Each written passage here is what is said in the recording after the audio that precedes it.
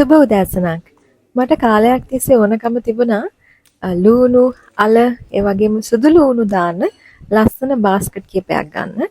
ඊට කලින් මම ඔය හදන්නේ මේ සැරේ වැලන්ටයින් එකට මම පොඩි සුකුරුත්තමක් කරා.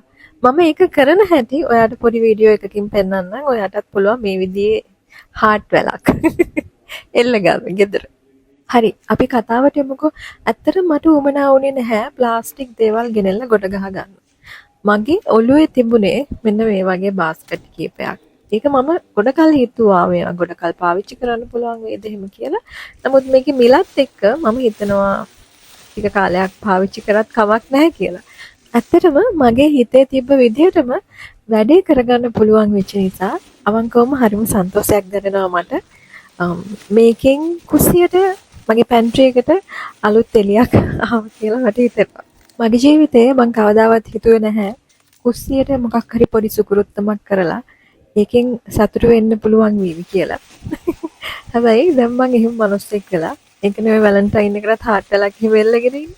ඒ තමයි පුංචි සතුටු හිතෙන කාරණා.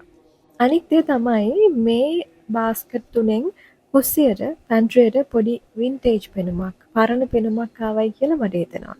ඒ පෙනුමට මං හරි ආසයි. Thank you so much for watching. Till next time. Bye.